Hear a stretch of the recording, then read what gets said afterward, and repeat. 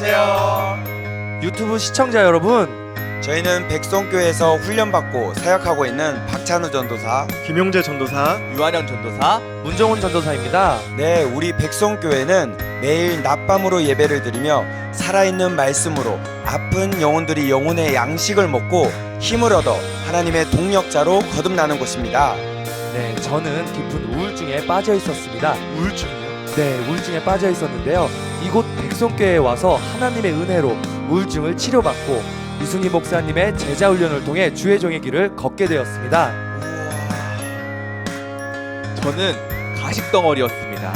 앞에서는 웃고 있었지만 뒤에서는 사람들을 판단하고 정죄하였는데 여기 백송교회에 와서 이순희 목사님을 통해 하나님의 살아계신 말씀을 들을 때마다 가식의 옷이 하나하나 벗겨지게 되고 진리 안에 진정한 자유함을 누리게 되었습니다. 저의 이름은 용재인데 별명은 용개였어요. 개요? 개요. 제가 학창 시절 때 일진을 뒤에서 조종하고 조종사였네요. 군대에서도 군인 400명 중에 탑개라는 별명을 가지고 있었습니다. 탑개요? 군대에서 축구 엎혀서 해보신 적 있으세요? 축구를 엎혀서 하나요? 저는 축구는 너무 하고 싶은데 뛰기 싫어서 엎혀서 한 적이 있었어요. 그렇게 제가 혈기도 엄청 많고 또 저는 술독에 빠져 살았었어요. 그 독 나도 빠졌었는데. 본 것 같아요. 아, 그런가요? 웹테이블에서 본 것 같아요. 그렇게 혈기도 엄청 많고 술독에 엄청 빠져 살았던 제가 백성교회 이순희 목사님께서 인도하신 예배 딱 한 타임으로 술도 끊고 혈기도 차츰차츰 줄어들어서 지금은 행복하게 주의 길을 걷고 있습니다. 저는 제가 제일 거룩한 줄 알았습니다. 왜 웃으시죠? 저는 옛날에 영적인 착각 속에 빠져 방황하며 살았었는데요. 지금은 이곳에 와서 치료받고 훈련받으면서 이순희 목사님이 하시는 사역에 동참하고 있습니다. 우리도 역시 정상이 아니었네요. 정말 우리 하나님은 이토록 살아계십니다. 우리 교회는 특별히 우울증, 정신질환, 공황장애, 각종 중독, 그리고 신경성으로 인한 원인 모를 질병으로 고통받는 영혼들이 예배를 통해 깨끗이 치료받고 하나님의 동역자로 거듭나는 곳입니다. 이렇게 수많은 변화의 역사와 기적이 일어나는 백송교회에서 또 이순희 목사님께서 생명 걸고 인도하시는 하루 3번 다니엘 기도회가 올해에도 열리죠. 네, 올해도 21일간 이순희 목사님께서 무려 61번의 예배를 61번이요? 네, 61번의 예배를 인도하시는 4차 하루 3번 다니엘 기도회가 진행됩니다. 정말 기대됩니다. 매년 다니엘 기도회는 뜨거운 성령의 역사로 인해 많은 이적과 표적과 기적이 일어났었죠. 맞습니다. 다니엘 기도회는 하루 3번 진한 예배를 드리면서 우리 내면이 강건해지고 새 사람으로 거듭나 열매 맺는 삶으로 변화되는 기적의 현장입니다. 다니엘 기도회는 전 세계에서 오셔서 은혜 받고 변화되어서 완전히 새 사람이 되어서 돌아가죠. 아마도 이런 다니엘 기도회는 없을 거예요. 들어본 적이 없어요. 없을 거예요, 네, 없을 본 거예요. 적도 없어요. 여러분 모두 오셔서 꼭 살아계신 하나님을 경험해 보세요. 우리 하나님은 살아계십니다. 열정적인 찬양과 살아있는 말씀을 통해 뜨거운 기도를 통해 살아계신 하나님을 만나보세요. 이 땅에서도 천국을 누리며 정말 신바람 나는 삶을 살 수 있을 거예요. 우리 이순희 목사님처럼요. 맞아요. 네, 그 엄청난 다니엘 기도회가 6월 16일부터 7월 6일까지 진행됩니다. 집중해서 말씀과 찬양과 기도를 드리기 때문에 변화되지 않을 수가 없죠. 미리미리 신청해주세요. 세상에 또 없는 엄청난 기도회, 지금 시청하고 계신 여러분 안 오실 수가 없겠죠? 당연하죠. 그리고 백송교회 백송수양관에서는 특별 집회 일정 이외에도 인천, 대구, 보령, 미국 그리고 캐나다에서 계속해서 집회가 진행됩니다. 여러분, 백송교회 백송수양관에 오셔서 하나님이 일하시는 예배 가운데 내면에서부터 영성 혁명을 일으키시고 여러분 모두가 균형 잡힌 영성을 통해 이 세상의 빛을 바람으로 많은 영혼들을 주님께로 인도하는 부흥의 주역들이 다 되시기를 바라며 뜨거운 찬양과 열정적인 말씀을 통해 열매 맺는 삶으로 변화되는 사랑이 넘치는 백송교회 백송 수양관으로 사랑하는 여러분들을 초대합니다. 구독과 좋아요를 눌러주세요.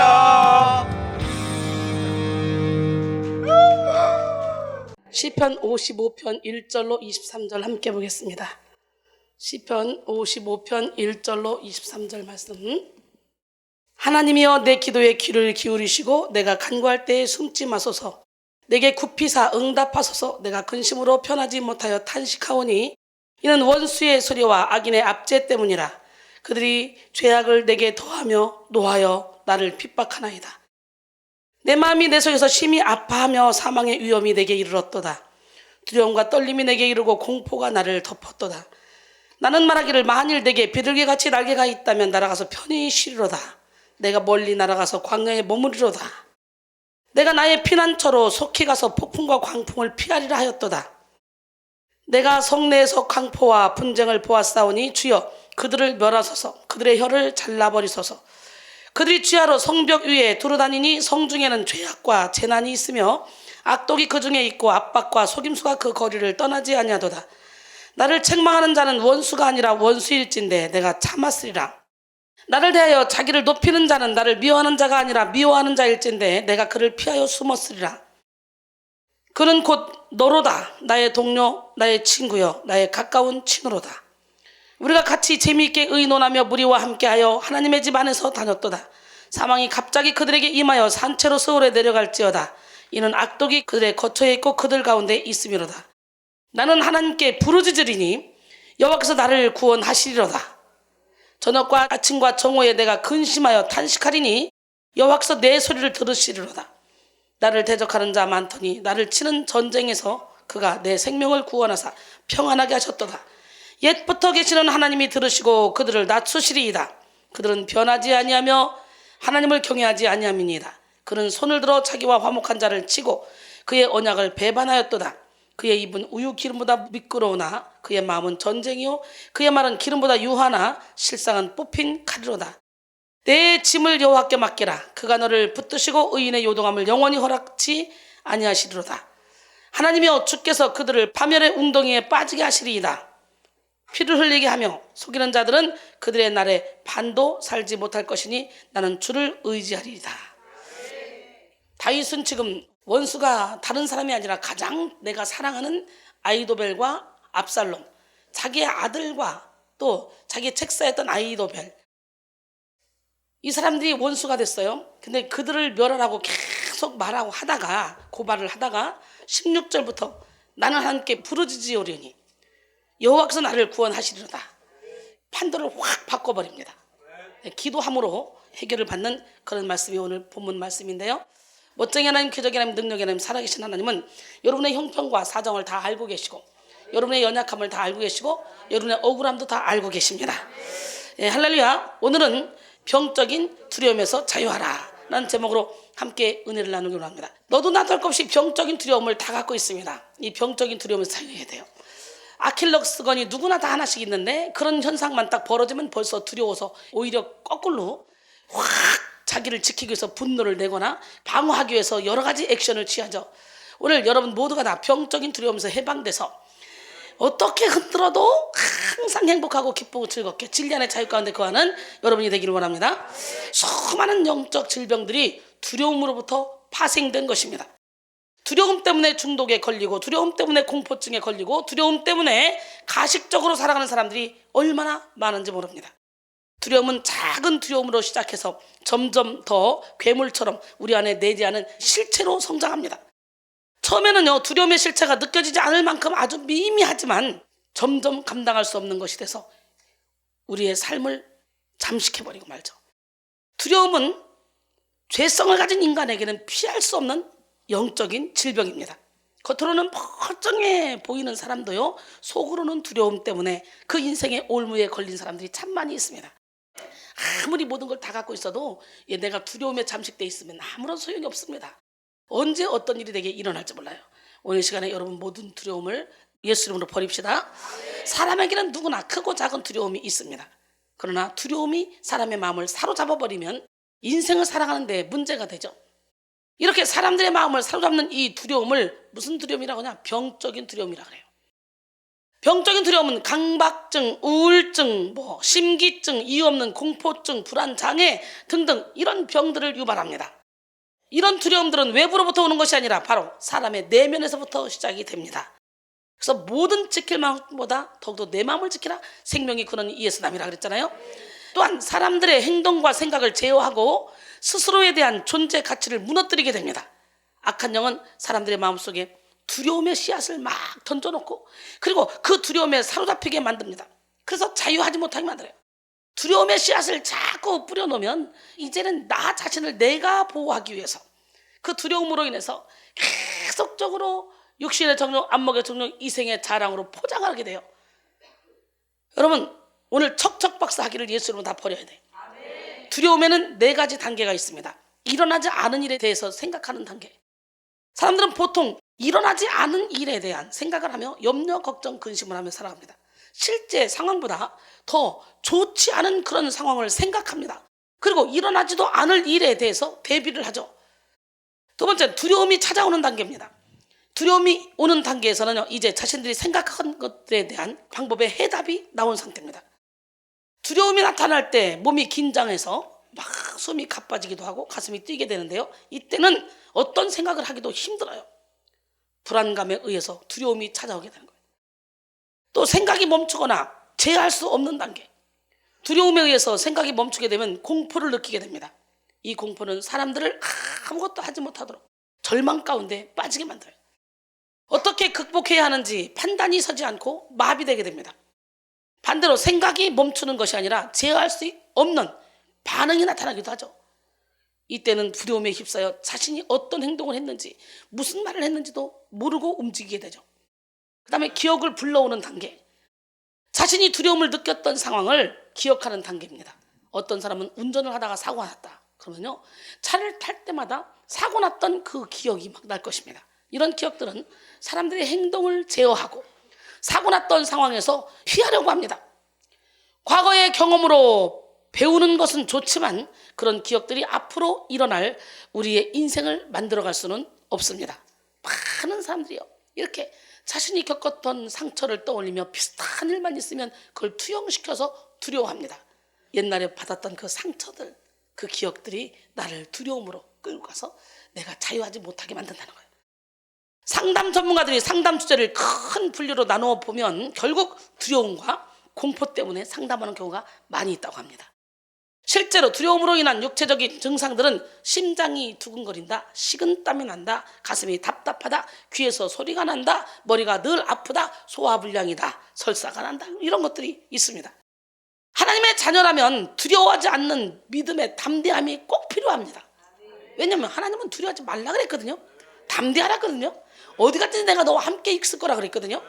그런데 하나님의 자녀들도 내적인 두려움을 해결하지 못해서 고통 가운데 빠져있는 경우가 참으로 많습니다.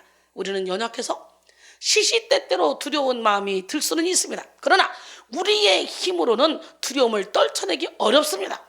오직 예수님의 사랑만이 우리를 모든 두려움에서 자유하게 해주십니다.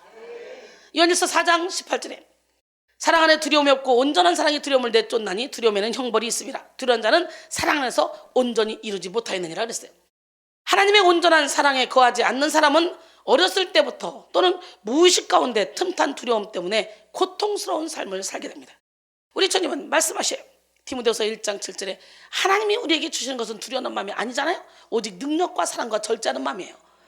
그러니까 말씀하시죠. 빌립보 4장 6절로 7절 아무것도 염려하지 말고 다만 모든 일에 기도와 간구로 너희 구할 것을 감사함으로 하나님께 하리라. 그러면 모든 지각에 뛰어난 하나님의 평강이 그리스도 예수 안에서 너희 마음과 생각을 지키시리라. 마음과 생각을 지켜주시는 하나님, 그 하나님을 여러분의 피난처로 삼으시기 원합니다. 사랑하는 성도 여러분, 그러면 두렵지 않습니다. 누가 우리를 그리스도의 사랑에서 끊으리요? 환난이나 공고나 박해나 기근이나 적시나 위험이나 칼이라. 사망이나 생명이나 천사들이나 권사자들이나 현재이나 장래이나 능력이나 높음이나 기쁨이나 다른 어떤 피조물도 우리를 우리 주 그리스도 예수 안에 있는 하나님의 사랑에서 끊을 수 없다 그랬잖아요. 할렐루야. 하나님은 우리의 모든 환난에서 우리를 건져주십니다. 두려워하는 그 크기만큼 여러분 하나님을 신뢰해 보십시오. 자살하고 싶은 용기가 있는 만큼 한번 세상을 그 용기로 살아보십시오. 대성공합니다. 반드시 하나님의 구원을 보여주실 것입니다. 오늘 제목에는 병적인 두려움이라는 단어가 있습니다. 여러분, 두려움이 병적으로 변질되었다는 것은 그것이 오래되고 굳어졌다는 의미죠. 이미 그 사람의 특성이 되어버렸다는 것을 의미하고, 그 두려움이라는 영적 질병 때문에 모든 것을 행할 때에 그것이 걸림돌이 된다는 것을 의미합니다. 건강이 최고라는 말이 있죠. 건강하지 못하고 질병 하나가 있을 경우에 그 환자가 어떤 일을 하든지요, 그 질병 때문에 자유롭지 못합니다. 막히는 일이 많습니다. 마찬가지로 마음의 병, 영적인 병, 정신적인 질병이 있으면 그 병적인 어려움 때문에 어떤 일을 하든지 장애가 되고 한 가지 일을 해내기도 버겁습니다. 우리는 무슨 일을 하든지 항상 내적인 병, 특별히 오늘 알아갈 병적인 두려움을 예수의 이름으로 몰아내야 됩니다. 성경에 나온 수많은 인물들은 두려움 때문에 하나님 앞에 나가 두려움을 해결받은 후에 성공하기도 하고, 또 두려움 때문에 오히려 하나님과 막힌 담을 만들어서 실패하기도 합니다.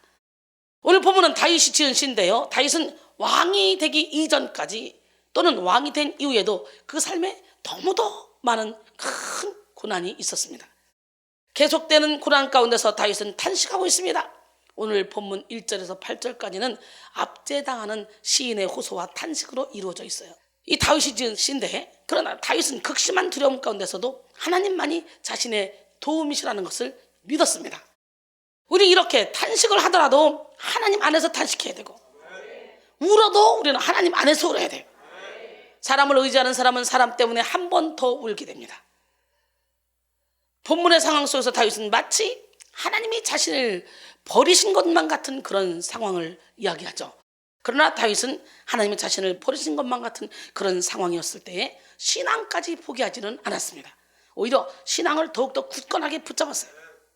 비참하고 두렵고 공포스러운 상황일수록 우리는 주님을 붙들어야 됩니다.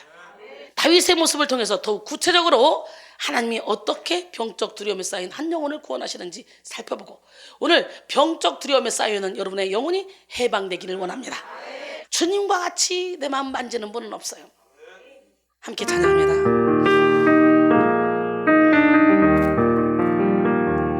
주님과 같이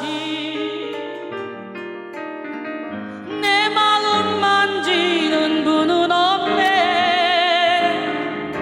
오랜 세월 찾아 난 알았네. 내겐 주밖에 없네. 주님과 같이 내 마음 만지는 분은 없네. 오랜 세월 찾아 난 알았네. 내게 주밖에 없네. 주 자비 강같이 흐르고 바로 지금 주 손길 치료하네. 고통받는 자녀 품으시니 주밖에 없네. 주님과 같이 내 마음 만지는 분은 없네. 오랜 세월 찾아 난 알았네. 내게 주밖에 없네. 주 자비 강같이 흐르고 주 손길 치료하네. 고통받는 자녀 품으시니 주밖에 없네. 주님과 같이 내 마음 만지는 분은 없네. 오랜 세월 찾아 난 알았네. 내겐 주밖에 없네. 내겐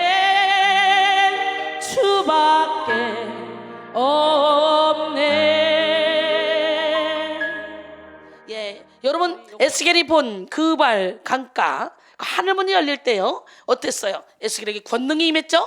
또한 그 권능이 임한 에스겔을 통해 에스겔 37장에 보니까 마른 뼈를 다 군대가 되게 하시고 47장에 보니까 성전에서 흘러나오는 그 물이 사람들의 발목을 적시고 무릎을 적시고 허리를 적시고 온몸을 적시고 건너지 못할 강이 돼요. 그 물이 흐르는 곳마다 다 고침받은 것처럼 여러분 성령이 거하는 전이잖아요.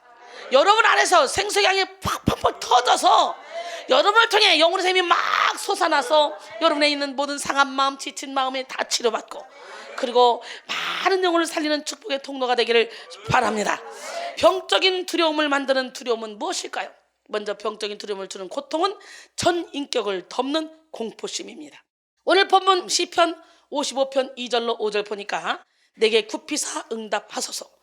내가 근심으로 편하지 못하여 탄식하오니 이는 원수의 소리와 악인의 압제 때문이라. 그들이 죄악을 내게 더하며 노하여 나를 핍박하나이다. 내 마음이 내 속에서 심히 아파하며 사망의 위험이 내게 이르렀도다. 두려움과 떨림이 내게 이르고 공포가 나를 덮었도다 그랬어요. 이렇게 병적인 두려움을 주는 고통은 바로 인격을 덮는 공포입니다. 다윗이 공포가 나를 덮었대요. 두려움이 병적으로 발전되게 되면 공포로 넘어가게 됩니다. 공포는 사전적으로 비이성적이고 극렬한 두려움, 즉 병적인 두려움을 뜻하는데요. 심리학적으로는 병적인 두려움을 공포증이라고 말합니다. 공포는 불안장애의 한 유형으로 나타내는데요. 당사자가 어떤 한 부분에 대하여 두려움을 느낄 때 불안증이 극대화되면서 결국에는 공포증으로까지 발전하게 됩니다. 물질에 대한 두려움이 있는 사람은요, 물질에 대한 공포심이 있어요. 그래서 어렵게 물질을 벌고 힘들게 살았던 사람들이 물질을 많이 벌면 잘 쓸 것 같죠? 안 써요. 물질에 대한 공포증 때문에 그걸 누리지도 못하고 그냥 끓이고만 있습니다. 참으로 안타깝고 불쌍한 영혼이죠. 또 사람에 대한 두려움이 있는 사람은요, 사람에 대한 공포증이 있어서 저 사람도 나를 버릴걸? 난 이렇게 버림받았어. 그러니 아무리 내게 사랑으로 다가와도 저 사람도 날 버릴 거야. 저 사람도 날 버릴걸? 이게 목사님들이 갖는 공포증이에요. 목사님들은요, 성도들을 믿을 수가 없어. 그냥 정말 막 입에 혀처럼 다 잘하던 사람이 어느 순간에 휙 돌아버리면 아주 대적이 돼버리고 없는 말 만들고 뒤에서 뒤통수 치는 게 성도들이야. 그렇기 때문에 우린 여기 주의종들이 많은데요, 주의종들은 절대로 성도들한테 염하지도 책 잡힐 짓을 하면 안 돼. 투명하게 상큼하게 맑게 살아야 돼. 오른팔이 아무리 흔들어도 구정물이 안 나오게 살아야 돼. 누구를 믿겠어? 사단이가 이용하면 순간 분별력을 잃어버리게 되는 게 인간인데, 이렇게 사람에 대한 두려움이 있는 사람은 사람에 대한 공포증이 있습니다. 또한 개에게 물린 적이 있다. 그렇다면요, 개에 대한 공포심이 있어요. 개만 보면 두려워. 교통사고를 내봐. 운전에 대한 공포심이 있죠. 이 세상에는 여러 가지 공포심이 사람의 인격을 다 덮어버립니다. 다윗은 정말 믿었고 정말 사랑했던 사람들에게 배신을 당했어요. 그쯤 되면 사람에 대한 이 공포심으로 인해서 신경쇠약이 걸린 만도 한데, 다윗은 그렇지 않았어요. 다윗은 하나님께 울부짖었습니다. 사람을 원망하는 것이 아니라 그 문제를 가지고 하나님께 와서 울부짖었어요. 부르짖었어요. 제2차 세계대전 당시 전쟁으로 말미암아 죽은 청년의 수가 30만 명이 된다 그래요. 그런데 이들과 남편을 일선에 보내고 그리고 염려와 불안과 근심 가운데 빠져서 심장병으로 죽은 사람들이 100만 명을 넘었다고 합니다. 총탄이 사람을 꿰뚫어 죽인 수보다 불안과 공포, 절망이 죽인 사람의 수가 훨씬 많았다는 거죠. 하워드 필립스 러브크래프트는 인류의 가장 오래된 감정은 공포이며 가장 강력한 공포는 미지에 대한 것의 공포이다 라고 말했습니다. 모든 인류는 불확실성에 대한 공포심 때문에 온갖 종교를 만들어냈습니다. 버트런드 러셀은 두려움은 미신의 주 근원이자 잔혹성의 여러 근원들 중 하나이기도 하다. 두려움은 뭐라고요? 두려움은 미신의 주 근원이자 잔혹성의 여러 근원들 중 하나다 그랬어요. 여러분, 지혜로워지는 첫걸음은 뭐야? 바로 그래서 두려움을 정복하는 것입니다. 이 사람이 이렇게 말했어요. 버트런드 러셀은 두려움은 미신의 주 근원이며 잔혹성의 여러 근원들 하나이기도 하다. 지혜로워지는 첫걸음은 두려움을 정복하는 것이다. 이렇게 말했습니다. 여러분, 두려움을 정복합시다. 왜 두려워요? 예수를 믿지 못하니까 두려운 거예요. 내가 내 인생의 주인 돼서 내 인생을 내가 만들어 보겠다, 내가 나를 보호하겠다, 그러니까 두려운 거예요. 공포증은 상황에 대한 두려움의 대표적인 현상인데요. 폐쇄공포증, 좁은 공간을 두려워하는 공포증이 있죠. 고소공포증, 높은 곳을 두려워하며 심하면 공황 발작까지 일으키는 공포증입니다. 낭독공포, 책 읽기를 두려워해요. 그래서 선생님이 일어나 책 좀 읽어봐 그러면 앉아서는 잘 읽는데 선생님이 일어나 읽으라면 더듬더듬 하는 사람 많죠. 그 다음에 전화공포, 남들이 지켜보는 데서 전화하기를 두려워하는 전화공포.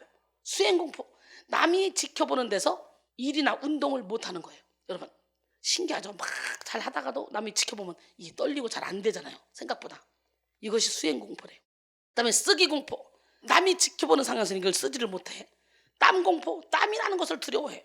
공중병소 공포, 누가 옆에 있으면요 오줌이나 똥을 누지를 못해. 삼키는 공포, 즉 침 삼키는 것을 두려워해. 회식공포, 사람 앞에서 식사하는 것을 의식하고 긴장해. 정시공포, 정면으로 눈을 쳐다보지 못하는 것. 자기 시선 공포, 자기 시선으로 상대방을 쳐다보면요 상대방이 자기가 쳐다보는 걸 보고 불편해하고 피해를 준다고 생각하는 증상이래요. 웬일이야? 아니 자꾸 시선을 마주쳐야 사랑이 오가고 대화가 오가는 거지. 눈으로 말해요, 살짝이 말해요, 남들이 알지 못하도록 눈으로 말해요. 사랑은 눈으로 하는 거라잖아. 이 모든 공포증에서 해방되기를 원합니다. 여러분 지금 무슨 공포증이 있어? 서너 개씩 다 갖고 있을 것 같은데, 혹시 인생을 살아가면서 무언가를 두려워하고 거리끼고 거부하게 하는 그런 감정이 든다면 병적인 두려움에 걸린 것입니다. 사람들은요 이런 병적인 두려움을 가지고 이용하는 사람들이 많이 있어요. 독재자 스탈린은 공포는 사람을 겸손하게 만들지 하면서 공포를 정치에 이용했어. 사람들이 공포에 빠지게 되면요 무작정 판단력이 흐려집니다. 맹종한다는 그런 특이점을 이용한 것이죠. 판단력이 흐려지고 맹종한다는 이 특이점. 가정 내에서도요 아버지나 어머니가 아이들의 공포심을 자극해서요 자신에게 복종하도록 만드는 권위적인 그런 부모들도 있습니다.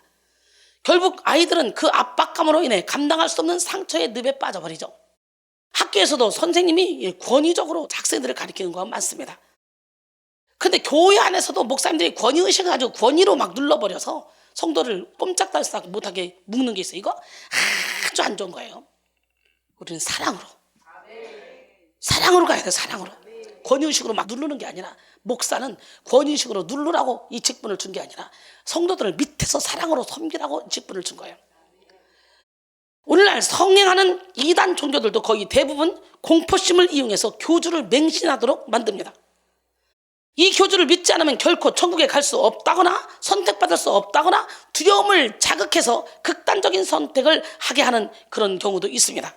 이렇게 의외로 인간의 삶 속에서 공포는 뗄 수 없는 감정으로서 인간의 삶을 올가매고 있습니다. 그렇다면 어떻게 두려움에서 공포심으로까지 발전하게 될까요? 위협에 노출될 때 공포심으로 발전합니다. 존 비비어는 위협은 우리를 영적으로 더 두렵게 만들고 옳다고 생각하는 신념대로 살지 못하게 한다. 또한 우리로 하여금 상황을 돌파하지 않고 도리어 환경에 굴복하게 만든다라고 했습니다. 장파울은 소심한 사람은 위험이 일어나기 전에 무서워한다. 바보 같은 사람은 위험이 일어나고 있는 동안에 무서워한다. 대담한 사람은 위험이 지나간 다음부터 무서워한다 라고 했어요. 그러고 보면 우리 원면 목사님이 소심한 사람도 아니고 바보 같은 사람도 아니고 담대한 대담한 사람이네. 왜냐면 강도가 쳐들어왔는데 제가 그 교회 집회 가서 막 집회를 하던 중에 영적인 세계가 열리면 귀신이 보이기도 한다. 그랬더니 하나님 제발 부탁인데 내 눈앞에 귀신만 안 보이게 도와주세요. 내가 말 잘 들을게요. 그러고는 그날따라 또 기도하려고 교회 4층에서 옛날에 자기가 재수할 때 썼던 그 방에서 잤대요. 집으로 안 가고 교회 건물에서. 근데 아니나 다를까 무슨 정체가 오더니 야 소리가 들리더라잖아요. 그래가지고 아휴 하나님 안 보이게 해달라 그랬잖아요. 아유 드디어 귀신이 보였네 싶어가지고 예수님은 떠나가라도 안 떠나가더래요. 야 이상하네. 그리고 머리끄댕이 확 잡았더니 귀신이 머리끄댕이 잡히더래잖아. 머리끄댕 잡고는 귀신인 줄 알고 주의 보혈 능력이 또다 주의 피 믿어 막 그러고 예수님을 나가라 근데도 안 나가더래요. 아, 이 귀신은 인격적으로 대해줘야 되나 보다. 그래가지고 누구세요? 그랬대요. 그랬더니 가만히 있어. 그걸 보니까 칼이 막 반짝반짝 칼이 그 어둠 속에서 보이더라는 거예요. 담대하게 그 칼을 딱 집어가지고 뒤로 던져버리고 그때부터 육박전을 했대요. 세상에. 그러면서 1시간가량 싸웠나 봐, 육박전으로. 근데 생각을 해봐요. 그 사람이 연쇄살인범이었어. 내가 사람 많이 죽였어. 나 너 죽이려고 들어왔어. 너 나 무섭지 않아? 안 무서워요. 나는 예수 믿었으니까 나는 이미 고등학교 2학년 때 우울증으로 죽을 수밖에 없는데 하나님이 살려놨거든요. 그러니까 난 덤으로 사는 인생이거든요. 나는 지금 죽어도 천국하니까 나는 괜찮아요. 근데 당신이 그 허구 많은 집 중에 우리 집을 온 거 보면 하나님이 당신을 사랑해서 이리 보냈다. 예수 믿고 구원받으라. 밀치고 막 머리끄댕 잡고 발로 차고 하면서 계속 예수의 복음만 증거한 거야. 담대하게 예수 이름으로 물러가라 막 하니까 그 사람 강도는 얼마나 웃겼겠어. 그 걔가 미쳤나. 그리고 돌려 지켜봤겠지. 강도가 왜 저 제압을 못하겠어. 하도 신기하니까. 자기를 막 사람을 갖추고 막 예수로 물러가서 물에 끝나고 예수 찬양했어. 그러니까 어이가 없으니까 지금 그러면서 하나님이 일한 거죠. 제압이 딱 된 거지. 엎치락 뒤치락. 결국 나중에는 원면을 눕혀놓고 올라타가지고 목을 딱 졸리는데 막 입에서 역류 피가 올라오고 이제 죽었구나 싶고. 그런데 어렸을 때부터 지금까지 자기의 삶, 잘못됐던 모든 삶이 환상으로 지나가더랬잖아요. 근데 숨이 끊어지기 직전에 에이씨, 난 너를 더 이상 못 죽이겠다. 난 너를 못 죽이겠다. 너 나 무섭지 않니? 그러니까 나 못 죽이겠다고 손을 놓으니까 제가 일어나가지고 주의 보혈 찬양을 하는 거예요. 감사해요. 감사. 그때까지도 담대하게 너 나 신고할 거지? 신고 안 합니다. 내 평생 내가 당신을 위해 기도하겠습니다. 그리고 사랑합니다. 그리고 가서 안아줬잖아. 쥐가 담대하게. 그게 어디서 나온 힘이야? 하나님께로부터 온 힘이야. 처음부터 끝까지 계속 복음을 전하고 예수 믿으라고 하니까 그 사람 속에 있는 이 어둠이 힘을 못 쓴 거예요. 그 나중에 이렇게 안아주면서 토닥거리면서 예수 믿고 구원받으라고. 그러니까 나 같은 것도 구원받을 수 있겠냐? 그러더래잖아. 그리고 간다고 가면서 큰 가방을 들고 가더래잖아. 살인 도구가 들은 가방. 큰 가방. 들고 이렇게 가더니 가다가 멈춰서서 딱 돌아보더래. 얼마나 놀랬을 거예요. 바로왕처럼 또 생각이 변해서 다시 죽이려고 오나 싶어서 얼마나 놀랬을 거예요. 딱 돌아보더니 그러더래. 문 잠고 시집 잘 가라. 좋은 남자 만나서. 그러고 가더래. 근데 걔가 그 축복을 빌어줘서 그런가 진짜 좋은 남자 만나서 결혼 잘해가지고 산꼭대기 갖다 놔도 원면은 먹고 사는데 지장 없어. 우리 박진호 목사님 못하는 게 있어야 말이지. 모든 걸 다 잘하니. 멋쟁이 하나님, 기적의 하나님은 살아계신데요. 우리 하나님은 이 시간에도 불꽃 같은 눈동자로 여러분을 지켜보고 계십니다. 이렇게 담대함이 있어야 돼요. 그래서 소심한 사람은 위험이 일어나기 전부터 무서워하고, 바보 같은 사람은 위험이 일어나고 있을 때 그때 무서워하고, 담대한 사람은, 대담한 사람은 위험이 지나간 후에 무서워한다 그랬는데 이제 그 위험이 다 지나갔잖아. 그리고 나서 거울을 보니까 자기가 미친년 같다니까 막 피가 막 다 묻고 다 핥히고 막 머리는 막 산발되고 그러면서 갑자기 무서움이 막 오면서 떨리면서 두려워. 그래서 아빠한테 막 전화해가지고 아빠 그랬다 그러잖아요. 그때부터요 위험이 지나간 다음에 두려워서 제가 우울증을 했잖아요. 그냥 새벽기도 가서 기도하는데 아빠가 뒤에 살금하니까 손만 잡으면 하고 손사래쳐 막 놀래가지고 막 자빠지고. 그래서 아빠가 안 되겠다. 너 정신병원에 가든지 아니면 이순희 성주사님한테 가라. 이래가지고 와서 훈련받은 거 아니에요. 그때까지 못 박은 거 아니에요. 그래서 고난이 유익이에요. 그런 고난이 아니었으면 저렇게 대담한 담대한 그런 영적인 안내자가 됐겠냔 말이죠. 오늘 시편 55편 3절에 이는 원수의 소리와 그랬는데요. 원수의 소리라는 말은 미콜이라는 단어입니다. 미콜은 대적이 시인을 공격하는데 함성 소리로 위협했다는 것을 의미합니다.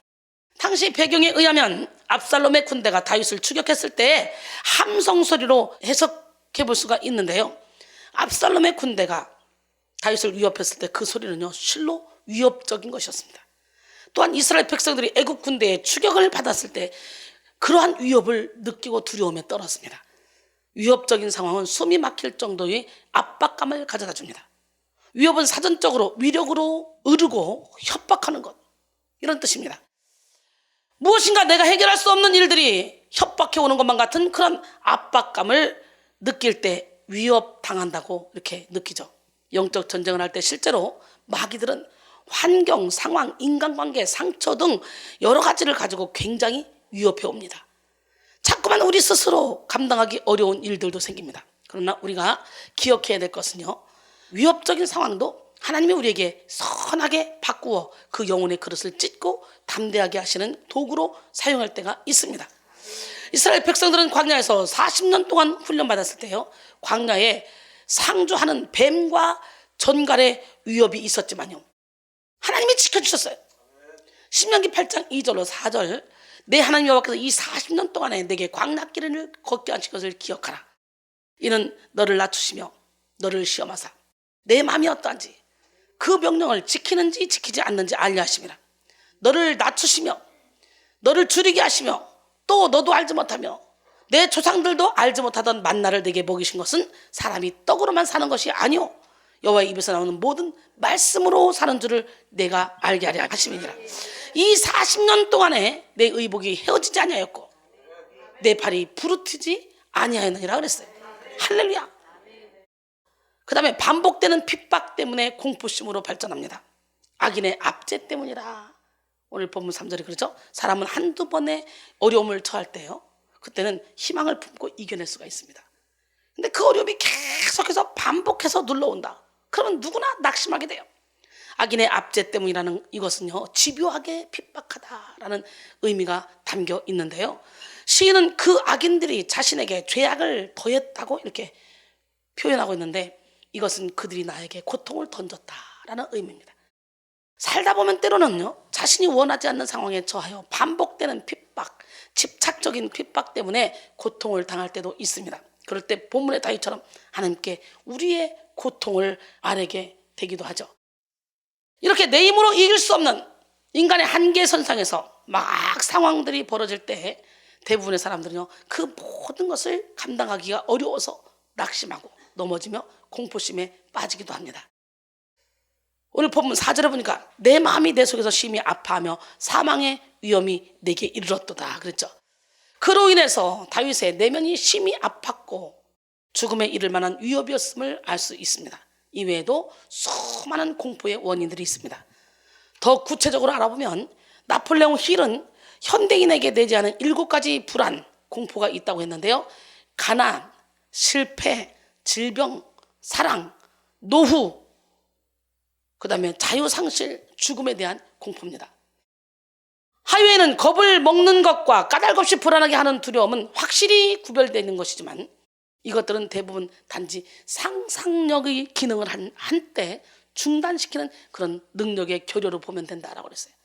여러분, 상상력의 기능을 중단시키는 능력의 결여, 우리는 때로는 막 잘못된 생각이 막 들을 때 상상력을 중단 딱 시켜야 돼요. 그런 능력이 있어야 돼. 근데 상상력을 중단시킬 능력이 없기 때문에 이런 것들이 계속 덮쳐오는 거예요. 세네카는 공포가 있는 곳에는 행복이 없다고 말했습니다. 이 모든 공포심으로 인해서 결국 다윗은 그 두려움이 전 인격을 다 덮는 고통을 겪게 되었다는 거죠. 두려움과 떨림이 내게 이르고 공포가 나를 덮었도다. 오늘 본문 5절에 이렇게 말하죠. 두려움과 떨림, 이것은 비슷한 의미의 단어입니다.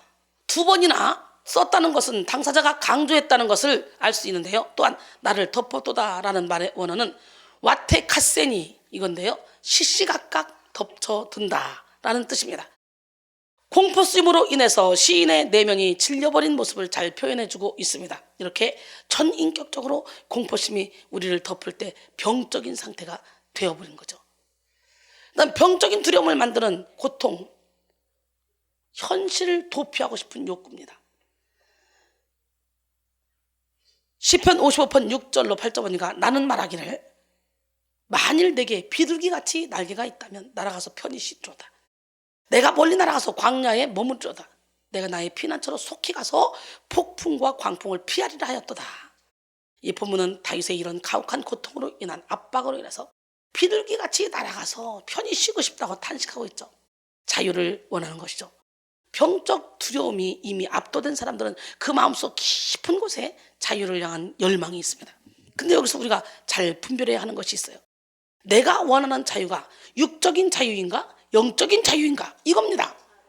당연히 피곤한 상황이 닥치게 되면 누구든지 자신을 괴롭히는 환경에서 떠나서 자유를 누리고 싶어 합니다. 그래서 막상 현실을 책임지지 않고 그 두려움 때문에 도피하려고 한다면 그것은 진정한 의미의 자유가 아닙니다.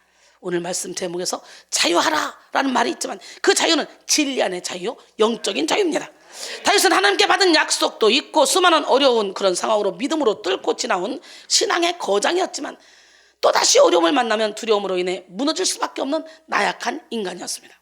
그래서 본문 6절에서 8절은 인간의 나약함을 적나라하게 보여줍니다. 오늘날 그리스도인들도 내적인 믿음이 연약하기 때문에 도피성의 경향을 많이 보입니다. 우리는 도피를 하더라도 우리의 도피성과 피난처 되시는 예수님께 도피해야 돼.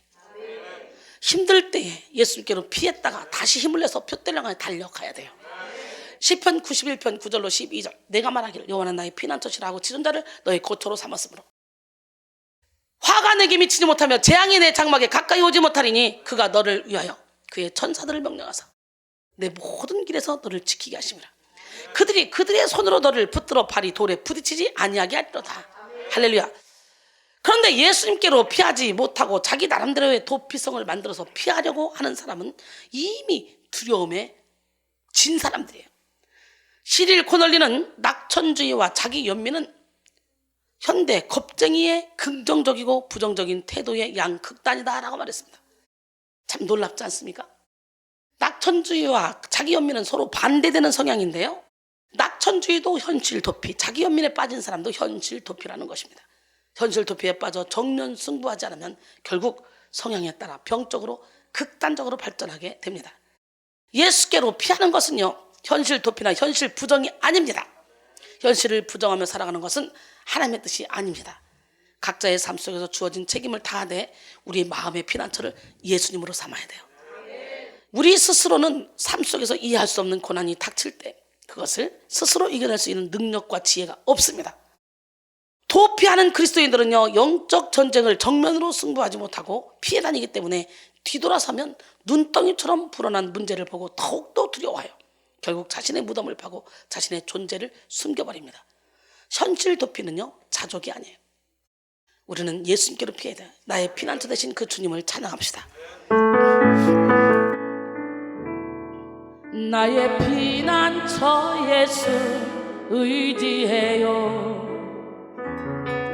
나의 피난처 예수 의지해요. 나의 가는 길에 거센 바람 몰아쳐와도 나의 피난처 예수 의지해요. 나는 영원히 주님 사랑해요. 나는 영원히 주님 사랑해요. 세상 어떤 것도 나의 사랑 끊을 수 없네. 나는 영원히 주님 사랑해요.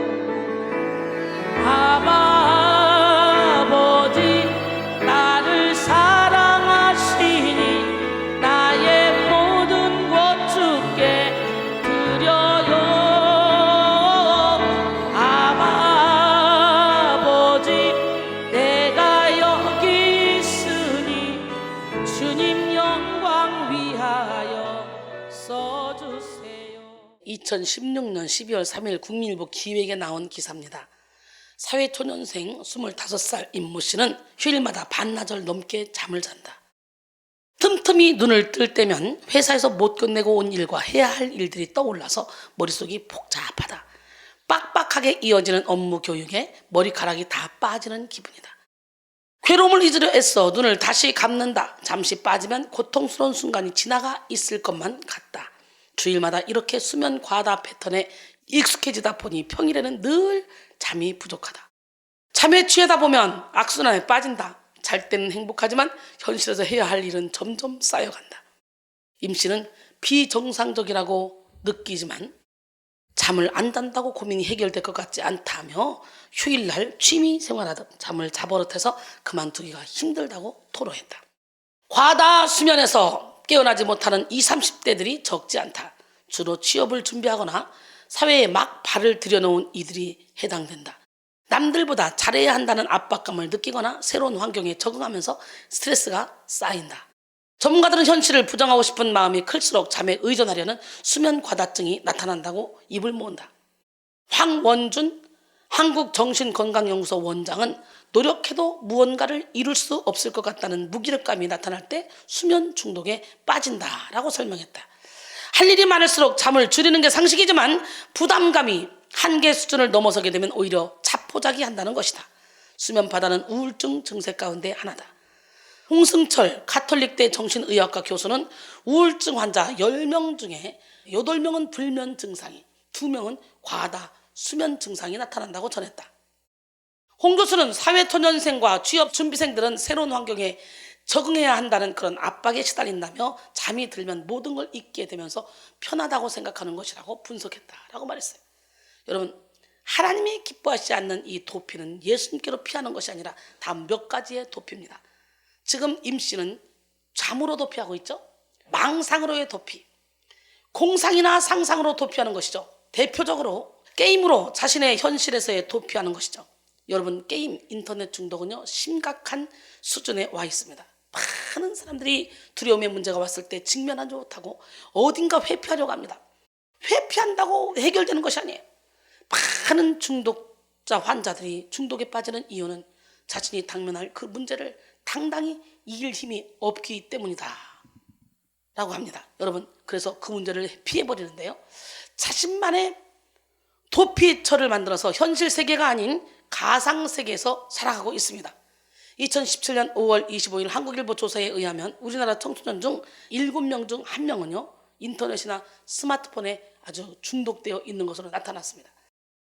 남학생은 인터넷, 여학생은 스마트폰에 지나치게 의존하는 경우가 많았는데요, 많은 청소년들이 인터넷 중독에 걸리는 그 대부분의 이유도 자신이 당면한 그런 문제를 피하기 위해서라고 해요.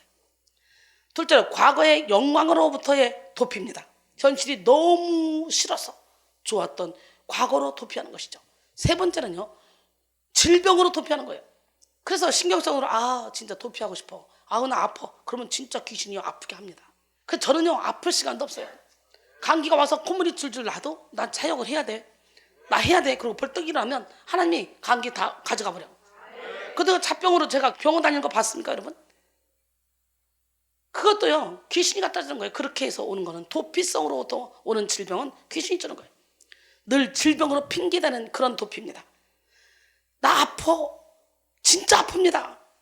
네 번째는 일이나 공부로 도피하는 것입니다. 다섯째는 미래로 도피하는 것입니다. 현실 감각 없이 미래 계획만 계속 세우는 것이죠. 이 외에도 사람들은 자신의 방으로 도피하고, 연애로 도피하고, 여행으로 도피하고, 이민이나 이사로 도피하고, 음악으로 도피하고, 쇼핑으로 도피하고, 각종 중독으로 도피하고, 수없이 많은 것으로 도피합니다. 그런데 현실 도피는 거짓자유입니다. 현실 도피를 일삼는 사람들은 결국에는요 태산처럼 커진 인생의 숙제로 인해서 더 괴로운 삶을 살게 됩니다. 하나님이 원하시는 것은 두려움과 직면하는 것입니다. 하나님이 사랑하시는 그런 자는 현실 도피하도록 그냥 두시지 않습니다. 하나님이 우리의 상황을 벼랑 끝으로 몰아가실수록 우리는 더욱더 정신을 차리고 하나님만 바라봐야 돼요. 온 초점을 다 하나님께만 맞춰야 돼요. 그래야 그 두려움의 실체가 떠나가고 세상이 줄 수 없고 세상이 알 수 없는 참된 기쁨, 참된 평강으로 내면을 우리 하나님이 채워주십니다. 이사야 26장 3절에 주께서 심지가 견고한 자를 평강하고 평강하도록 지키시리니 이는 그가 주를 신뢰함이라 그랬어요. 그 다음에 병적인 두려움을 만드는 고통은 믿을 수 없는 현실로 인해서 절망에 빠지게 하는 거예요. 세계 제2차 대전 때 미국과 영국의 포로 2만 명이 수용됐던 일본군 이 포로 수용소에서요 무려 8,000명의 포로가 죽었는데, 그 사인이 영양실조나 질병이나 과로가 아니라 오히려 절망 때문이었다고 합니다. 오늘 본문 시편 55편 9절로 15절 보니까 내가 성내에서 강포와 분쟁을 보았사오니 주여 그들을 멸하소서. 그들의 혀를 잘라버리소서. 그들이 주야로 성벽 위에 두루 다니니 성중에는 죄악과 재난이 있으며 악독이 그 중에 있고 압박과 속임수가 그 거리를 떠나지 아니하도다. 나를 책망하는 자는 원수가 아니라 원수일진데 내가 참았으리라. 나를 대하여 자기를 높이는 자는 나를 미워하는 자가 아니라 미워하는 자일진데 내가 그를 피하여 숨었으리라. 그는 곧 너로다. 나의 동료, 나의 친구요, 나의 가까운 친으로다. 우리가 같이 재미있게 의논하며 무리와 함께하여 하나님의 집 안에서 다녔도다. 사망이 갑자기 그들에게 임하여 산채로 스올에 내려갈지어다. 이는 악독이 그들의 거처에 있고 그들 가운데 있음이로다. 절망은 내면을 약하게 만드는 원흉입니다.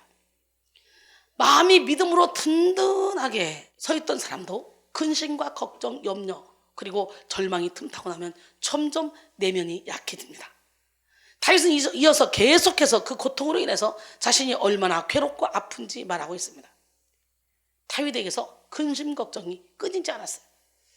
잠언 15장 13절에 마음의 즐거움은 얼굴을 빛나게 해도 마음의 근심은 심령을 상하게 한대요.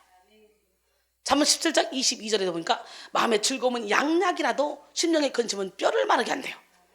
잠언 18장 14절 보니까 사람의 심령은 그 병을 능히 이기려니와 심령이 상하면 그것을 누가 일으키겠느냐. 그러니까 오늘 시간에 여러분의 마음이 즐거우면 여러분의 모든 질병은 떠나가게 돼 있어요. 육체적 질병보다 무서운 질병이 마음의 질병이에요.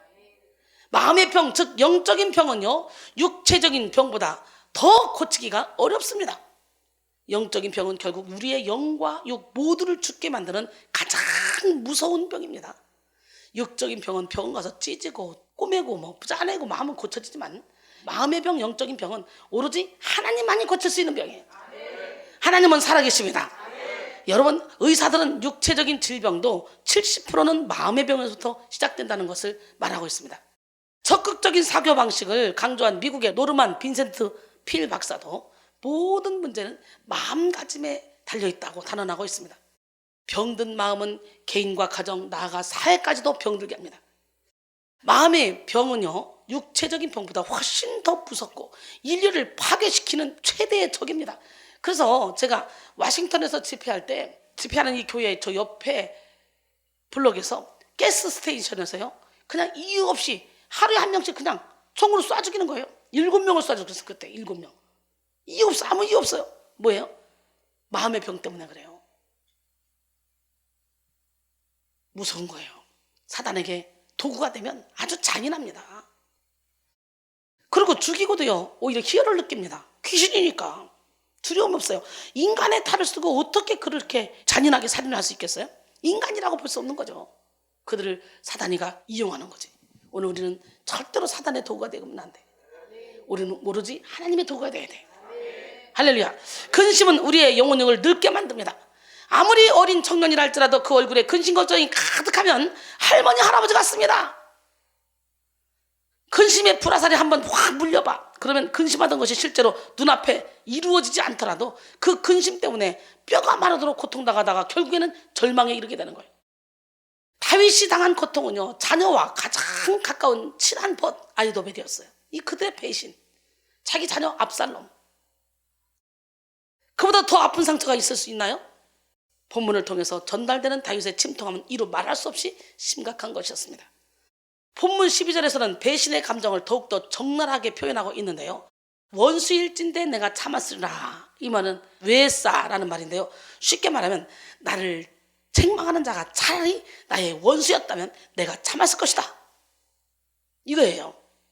차라리 나의 원수면 내가 참았을 거야. 내가 내 가족이야, 이게요. 또한 묘한 자일진데 내가 숨었으리라, 여기에 해당하는 왜 사테르는 차라리 내가 미워하는 자였다면 내가 숨었을 것이다 라는 그런 의미를 가지고 있습니다.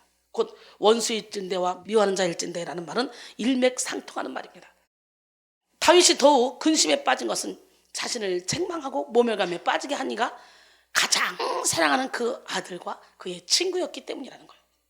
스퍼전은 거짓된 친구만큼 우리를 힘들게 하는 것은 없다라고 말했습니다.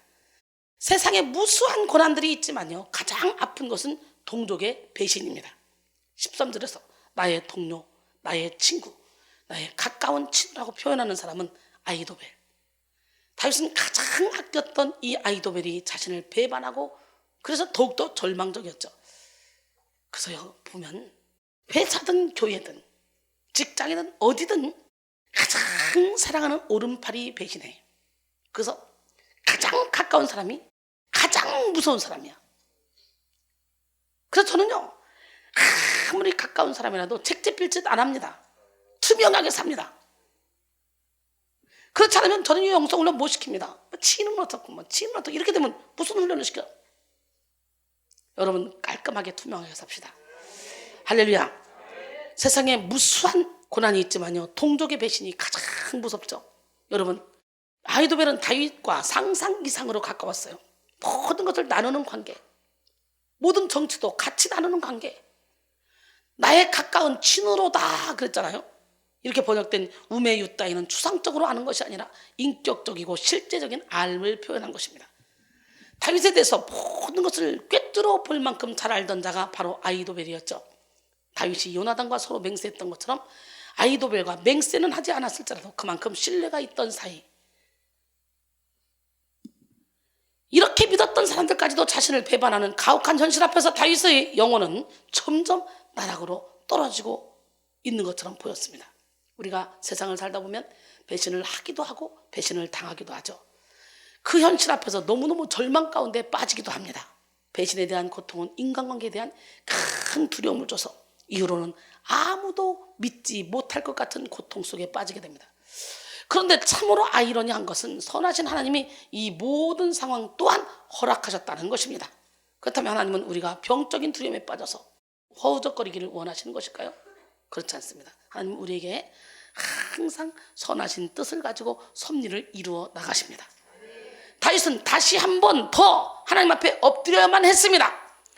본문은 탄원시이기 때문에 아히도벨처럼 자신을 배신한 사람이 하나님의 심판을 받기 원한다고 기도하지만 우리는 그 모든 상황을 허락하시고 그 속에서 우리를 연단하시는 우리 주님을 바라볼 수가 있어야 돼요. 또한 더 나아가 우리 또한 예수님을 배반했던 한 영혼이었다는 사실을 잊지 말아야 돼요. 우리가 누군가를 용서하지 못할 때 나는 하나님께 더 큰 죄를 지었는데도 예수님께 용서를 받았다, 이 사실을 상기하셔서 아직도 깨닫지 못한 나의 죄를 먼저 돌아보고 용서하는 지혜로운 성도가 돼야 돼요. 우리는 예수님이 비유로 말씀하셨던 1만 달란트 빚진 자의 이야기를 잊어버려서는 안 됩니다. 사람에게는 다 충성하는 모습과 배신하는 모습 두 가지가 공존합니다. 완전히 자신의 유익을 내려놓을 줄 아는 사람이 온전히 충성된 사람입니다.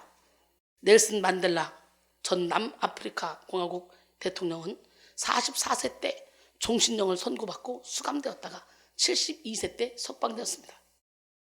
케이프타운 로빈섬에 있는 감옥이었습니다. 그런 인권운동에 의하여 남아프리카는 350년에 걸친 그런 인종차별 제도를 철폐했습니다.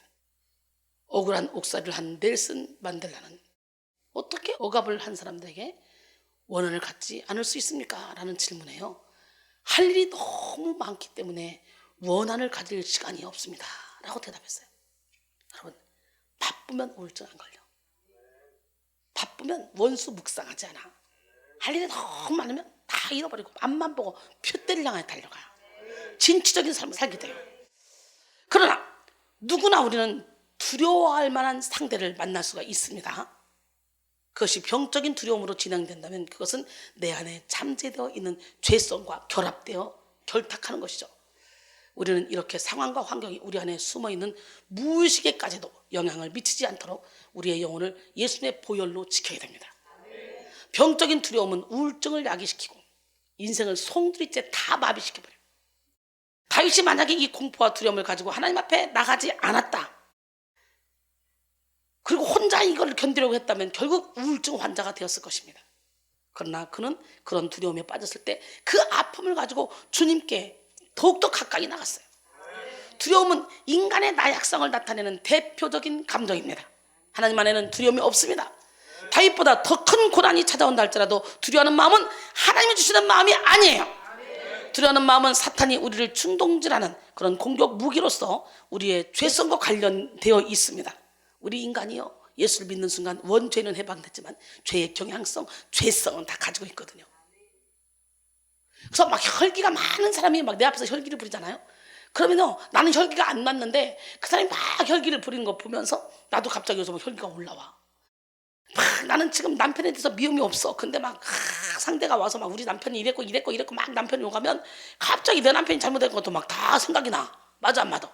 그러면 혈기가 나. 맞불 붙는 거야 맞불. 여러분 특별히요 불신이라는 죄와 관련이 있는데요 이 맞불 붙는 것은 하나님이 전능하시다는 믿음, 가장 좋은 길로 인도하시리라는 믿음, 내가 당한 어떤 상황보다 하나님이 더욱더 크시다는 믿음만 있으면 우리는 두려워하지 않고 맞불 붙지도 않습니다. 우리는 침륜에 빠지지 않습니다. 이런 믿음이 없고 불신에 빠진 사람들은요 자신에게 갇혀서 결국에는 어떤 일이 터졌을 때 혼자 이겨내려고 끙끙거리다가 큰 수렁에 빠져버립니다. 사랑하는 성도 여러분, 혹시나 여러분 마음 가운데 깊은 그런 두려움 때문에 더 힘차게 앞으로 나가지 못하고 또는 믿을 수 없는 현실 때문에 고통 가운데 있다면 오늘 다윗을 보시고 하나님이 주시는 위로와 평강으로 다시 무장하시고 모든 병적인 두려움을 내쫓기를 바랍니다. 하나님은 우리의 영혼을 자유롭고 평강하게 인도하시기를 원합니다. 영혼이 평안하면 상황과 환경은 그대로일지라도 그리스도 안에서 자유를 누릴 수 있습니다. 또한 모든 환경을 풀어가시는 하나님을 목도할 수 있습니다. 이제 병적인 두려움에서 자유하는 방법에 대해서 나눠보도록 할 텐데요 여러분 병적인 두려움에서 자유하는 방법은 부르짖어 하나님께 도움을 구하는 거예요. 수많은 고난과 어려움을 거친 다윗의 위대한 승리의 비밀은 부르짖는 기도에 있습니다.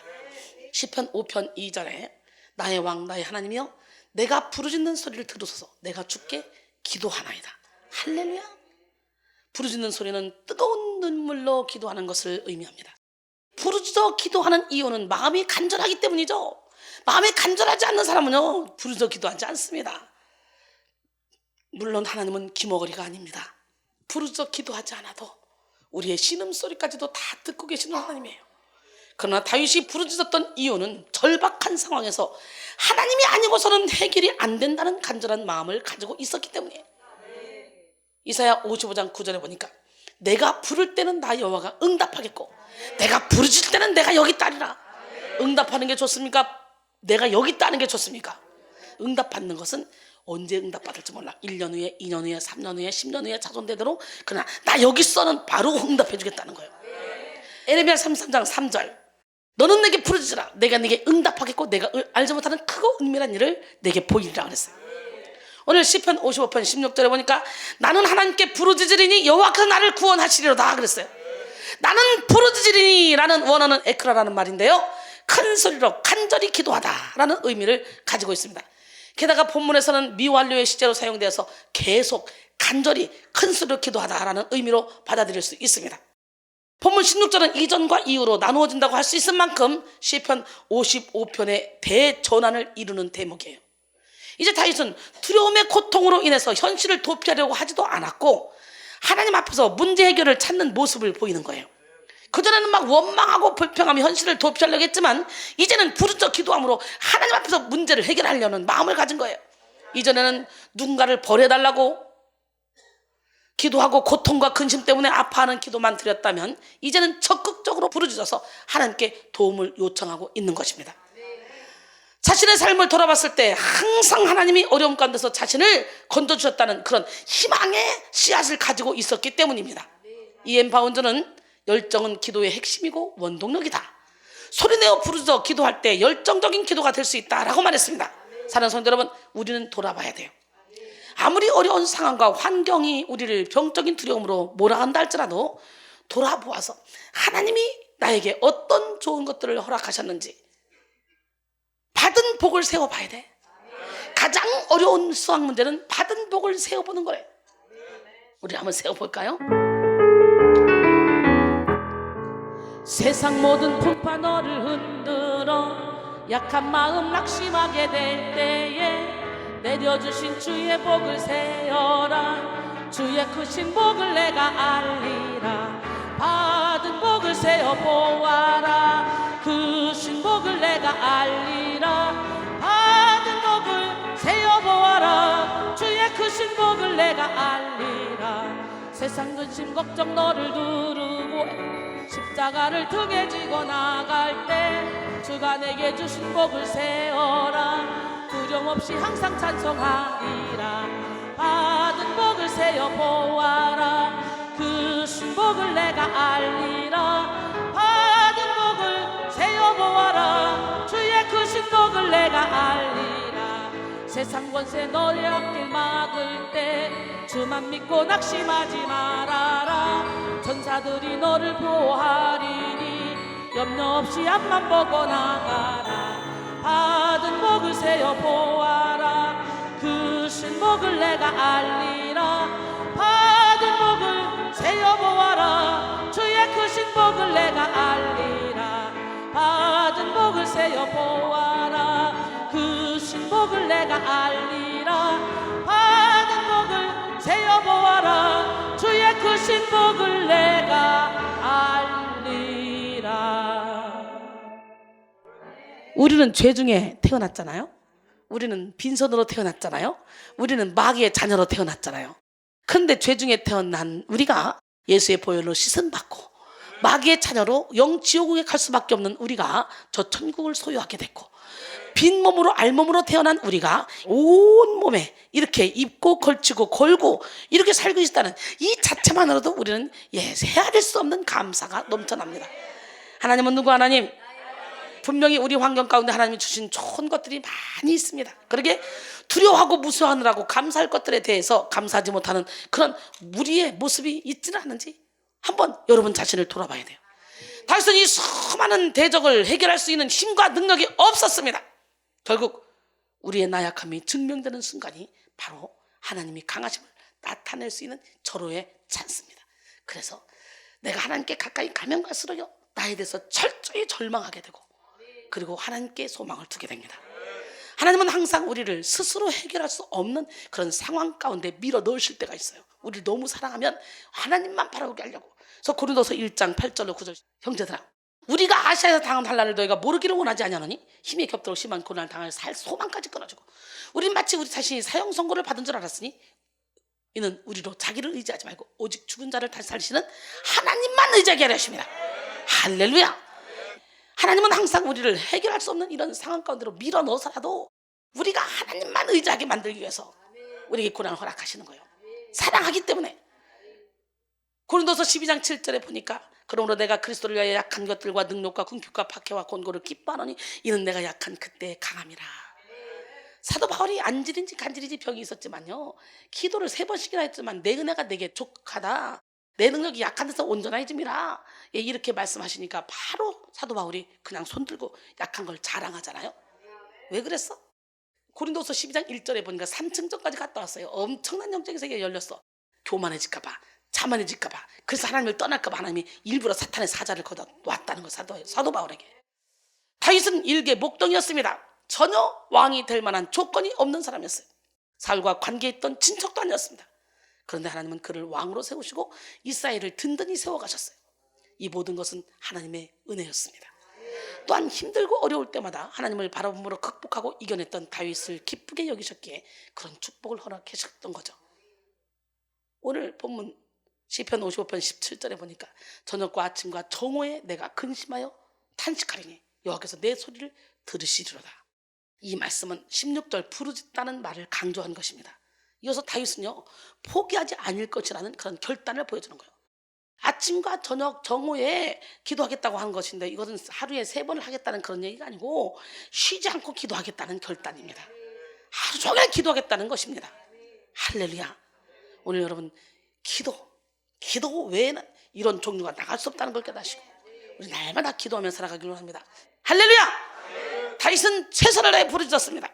한 번만 부르짖고 마는 기도가 아니라 계속해서 하나님이 응답하실 때까지 쉬지 않고 기도하는 사람은 반드시 응답을 받습니다. 우리는 두려움에 떨고 있느라 세월을 보내는 것이 아니라 하나님께 부르짖는 시간으로 세월을 보내야 돼요.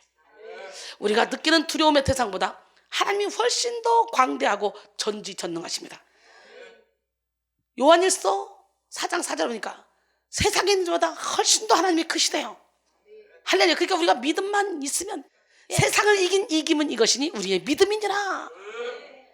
예수께서 하나님의 아들이심을 믿지 않는 자는 그거 믿을 수 없다는 거예요. 믿는 자가 아니면 어찌 그걸 믿느냐는 거예요. 요한일서 5장 4절로 5절 보니까 할렐루야. 자녀들아 너희는 하나님께 속하 있고 또 그들을 이겼나니 이는 너희 안에 계시니가 세상인 자보다 크심이라. 요한일서 4장 4절은 그렇게 말하죠.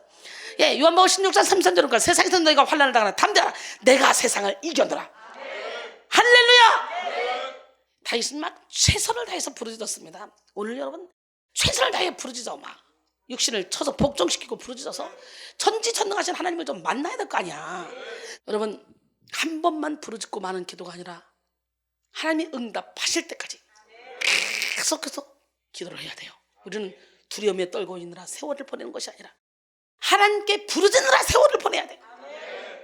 우리가 느끼는 두려움의 대상보다 하나님이 훨씬 더 광대하고 전지전능하시기 때문에. 근데 감사하죠.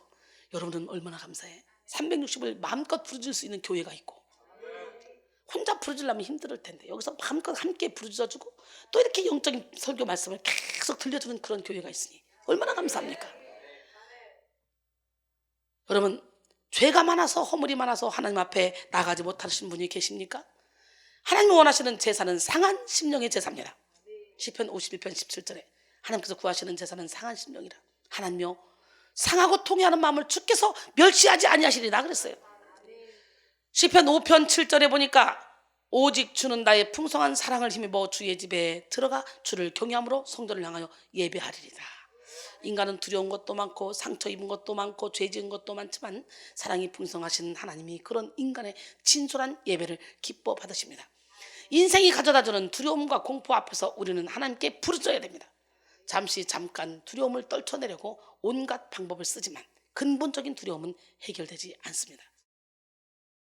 출애굽기 14장 11절 12절 보니까 그들이 또 모세에게 이르되 애굽에 매장지가 없어서 당신이 우리를 이끌어내어 이 광야에서 죽게 하느냐? 어찌하여 당신이 우리를 애굽에서 이끌어내어 우리에게 이같이 하느냐? 우리가 애굽에서 당신에게 이른 말이 이것이 아니냐? 이르기를 우리를 내버려 두라.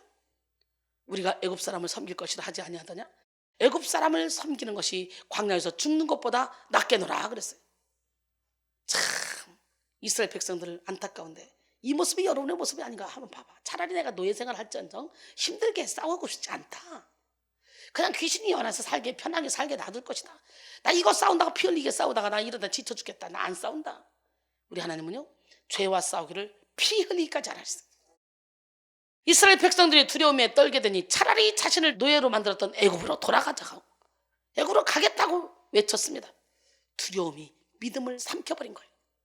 두려움이 병적으로 변하게 되면 믿음을 삼키고 모든 상황을 부정적으로 인식하게 되는 그런 생각이 전 인격을 사로잡아 버립니다. 힘들더라도 하나님을 섬기는 자유자로 살겠다 결단하는 것이 아니라 차라리 힘들지 않는 노예가 되겠다. 이렇게 믿음을 저버린 이스라엘 백성들의 모습은 두려움에 질린 여러분의 모습과 비슷하지 않습니까?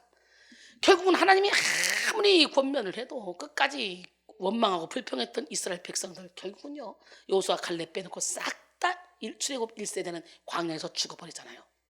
이렇게 원망 불평하는 것이 쉽게 고쳐지지 않나 봐. 우리는 고쳐야 돼. 깨집시다.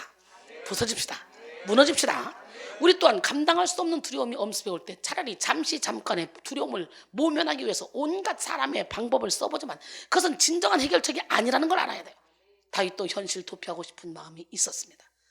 더 이상 인생의 고난으로 인해 얽매이는 삶을 살고 싶지 않아서 도망치고 싶었겠죠. 그러나 본문 16절에서 다윗은 하나님께 쉬지 않고 부르짖기로 결단합니다. 두려움을 극복하기 위해서는 두려움을 정면으로 바라보는 것밖에 없습니다. 두려움이라는 이 실체에는 우리의 육적인 눈으로 바라보면 거대한 골리앗처럼 우리에게 위협을 가져다 주지만 사실 영적인 시각으로 바라보면 더 위대하신 하나님과 견줄 수 없는 아주 작은 것입니다. 그렇습니다. 우리가 진정으로 두려워할 대상은 바로 하나님. 평생 두려움의 실체와 고통스러운 싸움을 하고 계십니까? 여러분이 진짜 두려워야 될 대상인 하나님, 이 하나님을 여러분의 마음의 주인으로 모셔드릴 때 어둠은 떠나가고 하나님의 통치가 임하게 될 줄 믿습니다. 하나님을 두려워한다는 것은요 하나님을 공포의 대상으로 생각하는 것이 아니라 하나님 외에 아무것도 내 인생을 주인처럼 이끌어갈 수 없음을 인정한다는 것입니다. 하나님을 경외함으로 주님의 명령을 지키고 살아가는 것을 말하는 거예요. 하나님이 우리의 주권자가 되어주시는 것이죠. 할렐루야. 신기하게도 내면에 하나님에 대한 질서가 잡힐 때 우리가 공포심을 느꼈던 모든 것들은 저절로 다 떠나가게 됩니다.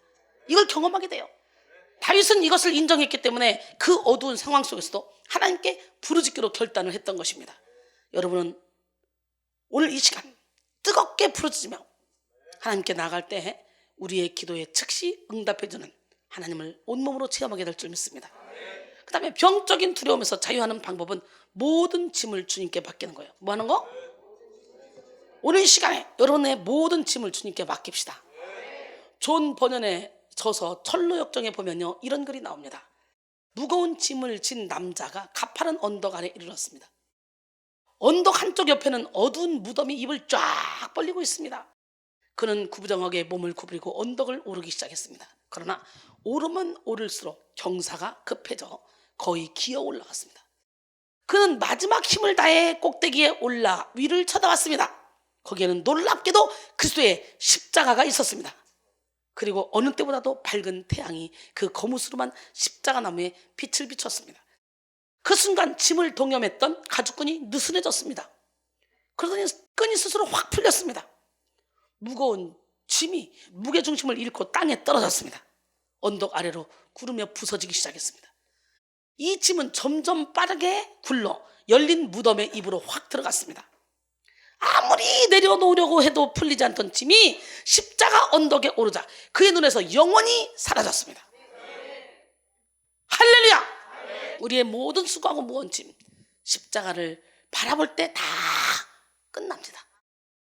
시편 55편 22절에 내 짐을 여호와께 맡기라. 그가 너를 붙드시고 의인의 요동함을 영원히 허락하지 아니하시리로다. 이것은 다윗 자신이 내 짐이라고 했을 때 이거는 내에 해당하는 상대방은 다른 어떤 누군가가 아니라 바로 자기 자신입니다. 다윗이 자기를 얘기하는 거예요. 자기 스스로에게 객관화시켜서 너라고 말하고 있으며 자기 자신에게 명령하고 있습니다. 다윗은 당당하게 내 짐을 여호와께 맡기라 명령했는데요. 이것은 신약에서 예수님께서 수고하고 무거운 짐을 다 내게로 맡겨라 말씀하신 것과 일맥상통하는 그런 얘기죠. 마태복음 11장 28절로 30절 수고하고 무거운 짐진 자들아 다 내게로 오라. 내가 너희를 쉬게 하리라. 나는 마음이 온유하고 겸손하니 나의 멍에를 메고 내게 배우라. 그리하면 내 마음이 쉼을 얻으리니 이는 내 멍에는 쉽고 내 짐은 가벼움이라 하시니라. 할렐루야. 에드워드의 시 중에 이런 내용의 글이 있습니다. 숲속에 작은 새 한 마리가 살고 있었는데 갑자기 거센 바람이 불어왔습니다. 그 새는 이 바람에 밀리지 않으려고 발버둥을 치며 버팁니다. 바람에 날려서 숲을 떠나게 될까 두려워서 날개를 퍼덕이며 팍 버티다가 이제 견딜 수가 없어서 바람에 몸을 맡겨버렸습니다. 새는 잠시 중심을 잃고 난 죽었다 싶은 생각으로 바람에 몸을 맡기고 바람에 휩쓸려 날아갔는데 한참 후에 정신 차려 눈 떠보니까 눈앞에 펼쳐진 이 광경은요 어마어마한 초장이야. 어마어마한 아름다운 광경이야. 새로운 세계야. 자기가 살고 있던 숲과는 아주 비교가 되지 않는 넓은 그리고 아름다운 광경의 새로운 세계, 즉 파라다이스가 펼쳐져 있는 것입니다.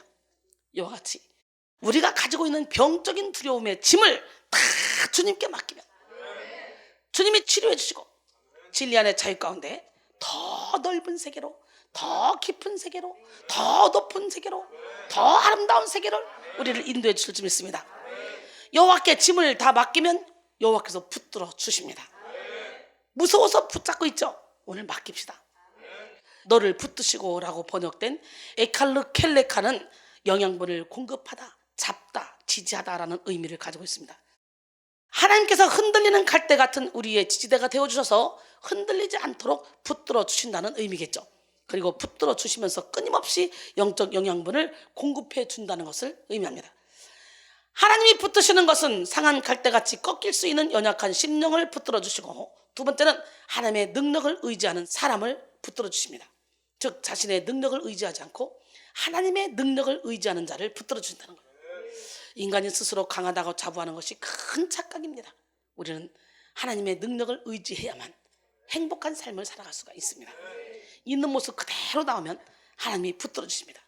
시편 37편 5절로 6절 보니까 내 길을 여호와께 맡기라. 그를 의지하면 그가 이루시고 내 의를 빛같이 나타내시며 내 공의를 정의의 빛같이 하시리로다. 할렐루야.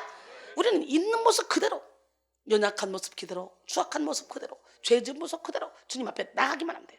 맡기기만 하면 돼요. 내 모습 이대로 주 봐두옵소서.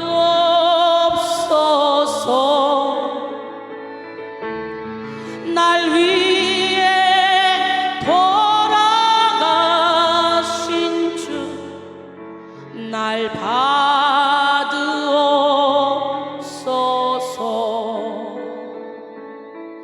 내 힘과 결심 약하여 늘 깨어지기 쉬우니 주 이름으로 구원해 날 받으옵소서.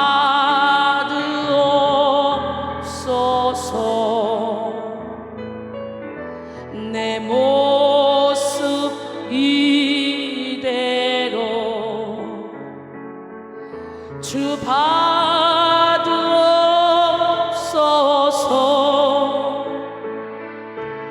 날 위해 돌아가신 주 날 받으옵소서.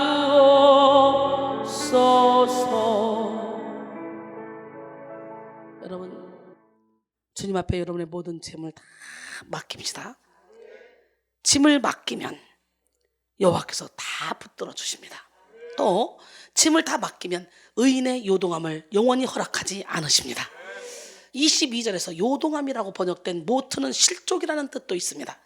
의인의 요동함이라는 말은 의인의 실족함이라는 의미도 있습니다. 여러분, 하나님은 영원토록 의인이 실족하도록 내버려 두지 않는다는 그런 것이죠. 실제로 하나님을 믿는 사람들이 전혀 요동하지 않을 수는 없습니다. 인간은 육신의 옷을 입고 있는 한 나약하기 때문에 누구나 요동하는 과정을 다 겪을 수 있습니다. 그러나 하나님은 이것을 결론으로 만드시지 않고 그들이 영원히 요동하지 않도록 믿음으로 이끌어 주십니다. 이렇게 하나님께 모든 짐을 맡기는 자는 하나님이 그 삶을 책임져 주시는데 우리가 누구를 무서워하겠습니까? 누구를 두려워하겠습니까? 시편 27편 1절에 다윗의 시인데요, 여호와는 나의 빛이요 나의 구원이시니 내가 누구를 두려워하려? 여호와는 내 생명의 능력이 되시니 내가 누구를 무서워하려? 할렐루야. 예, 이사야 43장 1절로 2절 보니까 야곱아, 너를 창조하신 여호와께서 지금 말씀하시느니라. 이스라엘아, 너를 지으신 이가 말씀하시니라. 너는 두려워하지 말라. 내가 너를 구속하였고 내가 너를 지명하여 불렀나니 너는 내 것이라. 내가 물 가운데로 지날 때에 너와 함께 할 것이라. 강을 건널 때에 물이 너를 침몰하지 못할 것이며 내가 불 가운데로 지날 때에 타지도 아니할 것이며 불꽃이 너를 사르지도 못하리니. 할렐루야. 오늘 말씀을 통해 우리는 병적인 두려움에서 자유할 수 있는 길을 배웠습니다. 이사야 41장 10절에 두려워하지 말라. 내가 너와 함께합니다. 놀라지 말라. 나는 내 하나님이 됨이라. 내가 너를 굳세게 하리라. 참으로 너를 도와주라. 참으로 의로운 나의 오른손으로 너를 붙들리라. 그랬어요.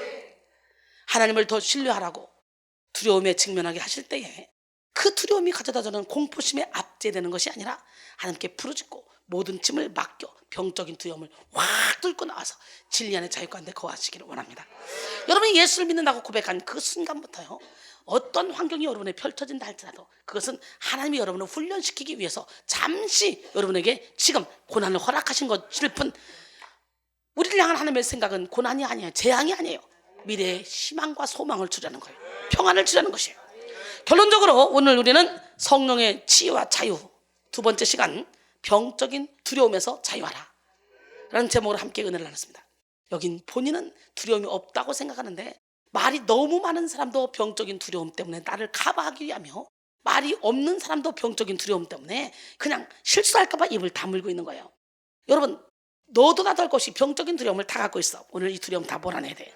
난 그런 거 없거든요. 이렇게 생각하는 사람은 이렇게 기도합니다. 하나님이여, 나를 살피사 내 마음을 하시며 나를 시험하사 내 뜻을 하옵소서. 내게 무슨 악한 행위가 있나 보시고 나를 영원한 길로 인도하소서. 여러분의 속사람, 여러분의 무의식 세계는 분명히 병적인 두려움이 있어. 오늘 이거 깨닫게 해서 내보내야 돼. 인생의 문제는 깨달음의 문제입니다. 하나님이 주시는 온전한 사랑에는요 두려움이 없어요. 하나님의 온전한 사랑에 거하지 않는 사람은 어렸을 때부터 환경 가운데 또는 무의식 가운데 틈탄 두려움 때문에 고통스러운 삶을 살아갑니다. 병적인 두려움을 만드는 고통은 전 인격을 돕는 공포증이고 현실을 도피하고 싶은 욕구고 믿을 수 없는 현실로 인해 절망에 빠지게 하는 것이라 그랬죠. 또한 이어서 병적인 두려움에서 자유하는 방법에 대해서도 배웠는데요, 부르짖어 하나님께 도움을 구하는 거라 그랬죠. 또 모든 짐을 주님께 맡기는 거라 했어요. 다윗은 이 기도 후에 두려움을 뛰어넘어서 담대하고 용감하게 어려움을 극복했습니다. 병적인 두려움으로부터의 자유를 얻은 사람은 결국 하나님을 강력하게 신뢰하는 사람으로 변화됩니다. 오늘 이 시간, 바로 지금이 기회의 시간이에요. 우리를 묶고 있던 병적인 두려움을 하나님을 신뢰함으로 용기와 자유로 바꾸시기를 주님의 이름으로 축원합니다. 옆 사람 바로 하나님은 당신을 사랑하십니다. 하나님은 살아계십니다. 병적인 두려움에서 자유합시다.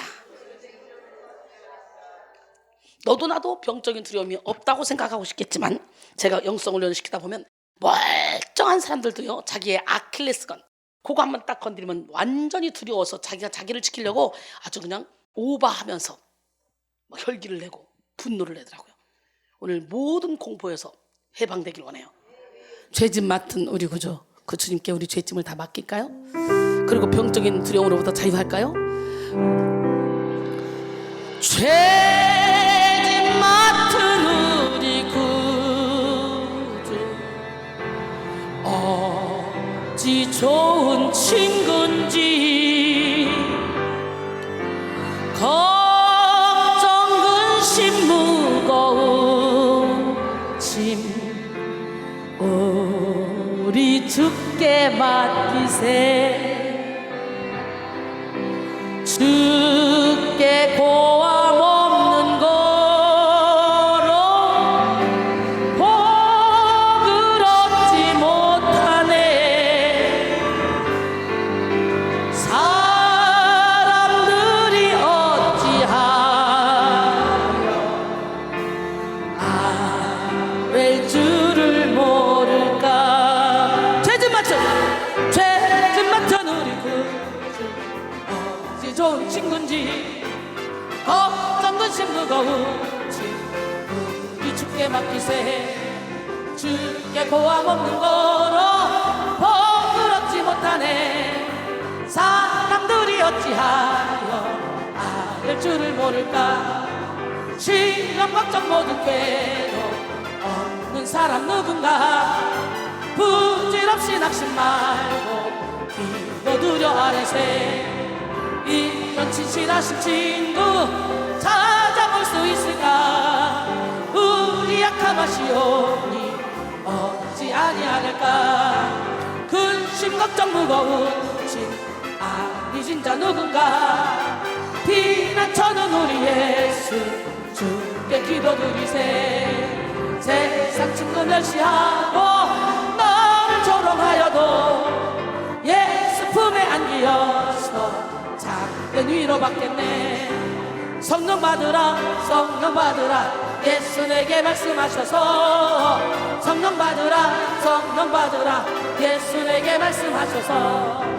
할렐루야 성령 받았네. 나는 성령 받았네. 할렐루야 성령 받았네. 나는 성령 받았네. 치료받으라 치료받으라 나 여호와는 치료의 여호와니라 말씀했습니다. 그가 채찍의 맞음으로 너희가 나음을 입었다 말씀했습니다. 하나님의 말씀이 치료하시니